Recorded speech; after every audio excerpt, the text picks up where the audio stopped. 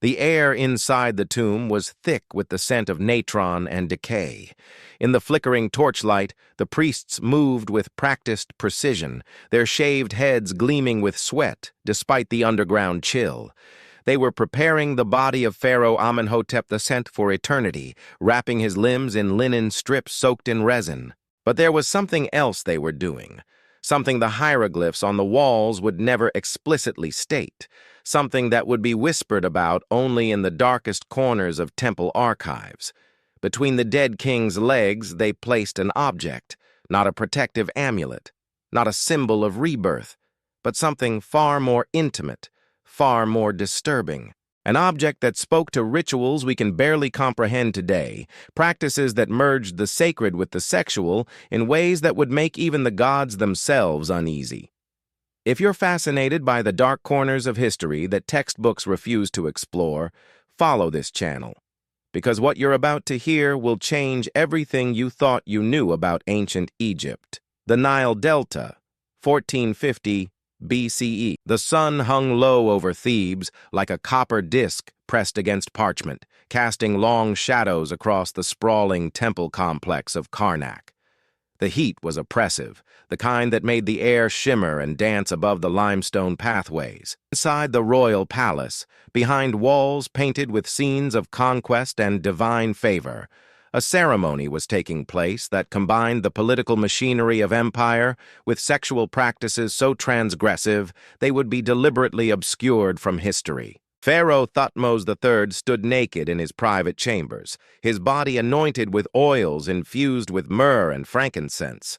At 43 years old, his frame still bore the lean muscle of a warrior king, though decades of absolute power had etched themselves into the hard lines around his eyes. Before him knelt his half-sister, Neferura, daughter of his predecessor Hatshepsut. This was not a moment of tenderness or even desire. This was statecraft performed through the medium of flesh.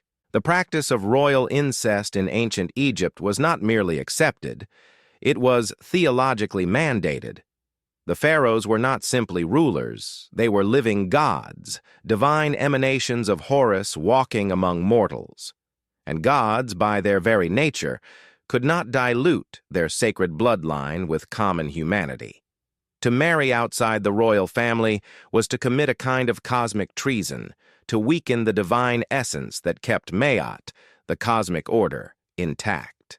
But the reality was far more complex and far more disturbing than simple brother-sister marriages. Historical records, fragmented, deliberately vague, written in the careful language of priests who knew future generations would judge them, suggest that sexual initiation within the royal family began far earlier than we'd like to imagine.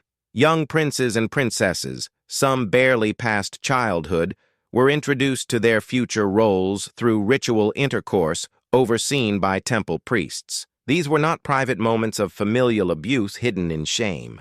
These were ceremonies, attended by officials, blessed by high priests, recorded, however obliquely, in temple archives. The logic was theological. Before a pharaoh could unite with his sister wife in the sacred marriage that would produce the next divine heir, he had to be initiated into the mysteries of his own divinity. This initiation took many forms, but one stands out for its sheer psychological weight. The young prince, perhaps 12 or 13 years old, would be brought before a priestess known as the Hand of God. Her role was explicit and ritualized.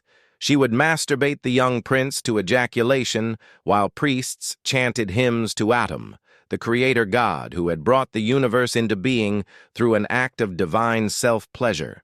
The semen produced was considered sacred, a physical manifestation of creative power. It would be collected in a ceremonial vessel and later mixed with oils that would anoint the prince throughout his life. But this was only the beginning. The practice of ritual masturbation extended far beyond initiation ceremonies. Ancient texts, when read carefully and cross-referenced with archaeological evidence, reveal that pharaohs were expected to perform public acts of masturbation during certain festivals, specifically those connected to the Nile's annual flooding. The logic was sympathetic magic. The pharaoh's ejaculation would stimulate the Nile to overflow its banks, flooding the fields and bringing fertility to Egypt. The ceremony took place at the banks of the river itself, usually near Memphis or Thebes. The pharaoh would stand on a raised platform, surrounded by priests and nobles, all chanting prayers to Hapi, the god of the Nile's inundation. Then, with ceremonial oils and before thousands of witnesses, the pharaoh would masturbate into the river itself. Imagine the scene. The morning sun barely risen, casting the Nile in shades of gold and crimson, the air heavy with incense, the rhythmic pounding of drums, and at the center of it all, the god-king, naked except for the crown of Upper and Lower Egypt, performing an act that in any other context would be private, even shameful. But here, it was the most sacred duty imaginable. The psychological toll of such practices cannot be overstated. These were human beings, however deified by their culture, forced to perform sexual acts as political theater. The line between the sacred and the traumatic was razor thin, perhaps non-existent. But if you think this is as disturbing as it gets, you haven't yet heard about the death rituals. When a pharaoh died, his journey to the afterlife required preparation that went far beyond mummification. The body had to be made ready for eternal life, and in Egyptian theology, eternal life included eternal sexual potency. A man without the ability to procreate was incomplete, unable to join with the goddess Hathor in the field of reeds, unable to experience the pleasures that made eternal existence worth having. This is where the mortuary practices became truly disturbing. Embalmers, members of the priesthood who had undergone years of training in the sacred arts of preserving the dead, would take special care with the pharaoh's genitals. Historical accounts from Herodotus, the Greek historian who visited Egypt in the 5th century BCE, describe embalmers who would attempt to artificially maintain an erection in the deceased pharaoh's penis before wrapping it in linen. This was done through a combination of splints, resin, and careful bandaging. But some pharaohs went further. Archaeological evidence from the tomb of Ramesses II suggests that his mummy was interred with an artificial phallus made of wood and covered in gold leaf, attached to his body beneath the wrappings. The symbolism was clear. Even in death, even as a desiccated corpse, the pharaoh remained potent, virile, capable of cosmic procreation. And then, there were the death wives. The practice is documented in fragmentary hieroglyphs and in the accounts of later Greek and Roman historians who had access to temple libraries now lost to us. When certain pharaohs died, particularly those without clear heirs or those whose death came unexpectedly, a ritual would be performed that straddled the line between necromancy and necrophilia. A priestess, usually one dedicated to Hathor or Isis, would be selected to perform one final act of intercourse with the pharaoh's body before it was fully mummified. The ritual took place in the embalming chamber, a place reeking of natron and preservative spices, lit by oil lamps that cast dancing shadows on walls painted with protective deities. The priestess would mount the deceased pharaoh's body, her movements ritualized, accompanied by prayers and incantations meant to activate the king's Kai, his life force, one final time. The purpose, according to the theology, was to ensure the pharaoh's virility carried over into the afterlife. Any semen that could be coaxed from the corpse, through whatever means the priestess employed, was considered especially sacred, often collected and used in rituals to ensure the prosperity of the next reign. Modern forensic examinations of royal mummies have revealed traces of substances around the pelvic regions that suggest these practices were not merely mythological. We found evidence of oils, unguents, and organic materials that have no business being present unless something very specific and very disturbing was done to these bodies before they were sealed away for eternity. But perhaps the most psychologically complex sexual custom of the pharaohs was the institution of the god's wife of Amun. During the New Kingdom and into the Third Intermediate Period, this position held enormous political and religious power. The god's wife was technically the high priestess of Amun, the king of the gods. But her role went far beyond typical priestly duties. She was considered the earthly consort of Amun himself, married to the god in both spiritual and, according to some interpretations, physical terms. Here's where it gets dark. The god's wife of Amun was required to remain celibate with mortal men. She could never marry, never bear children through human intercourse. Her womb belonged exclusively to the god. But the rituals performed in the inner sanctum of Karnak Temple suggest that this divine marriage included sexual rites that would be performed alone in the Holy of Holies, the innermost chamber where only the highest priests could enter. What happened in those chambers? We can only piece together fragments from texts that speak in deliberately veiled language. There are references to sacred implements, to rituals performed at night when the temple was sealed and guarded. There are images carved in places tourists would never see, showing the god's wife in positions of sexual submission before the cult statue of Amun. Some scholars believe these were purely symbolic, metaphorical representations of spiritual devotion. But others, examining the psychological profiles of women who held this position and comparing them with accounts of their mental states in later life, suggest something far more disturbing: that the god's wife was expected to achieve sexual release in the presence of the god's statue, perhaps using ritual objects, perhaps through the agency of priests who acted as the god's proxies in the darkness. The most famous god's wife, Amenardas I, who held the position during the 25th dynasty, left behind inscriptions that speak of her union with Amun in language that is uncomfortably physical. She describes being filled with the god's presence, of receiving his seed, of bearing his weight upon her. These could be metaphors, or they could be descriptions of something that actually happened in those sealed chambers, something that left her psychologically scarred enough that she never, in all her inscriptions, expressed anything resembling joy or satisfaction, only duty fulfilled. The children born into this system deserve their own moment of consideration. Imagine being raised in a world where your father is also your mother's brother, where your future spouse is determined from birth to be your own sister, where your sexual awakening will be orchestrated by priests as a matter of state religion, where your body is not your own, but belongs to the cosmic order, to Ma'at, to the continuation of divine rule on earth.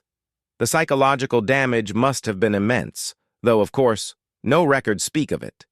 Egyptian royal inscriptions are relentlessly propagandistic, showing pharaohs as perfect, divine, untroubled by the constraints and traumas that afflict ordinary humans. But we can read between the lines.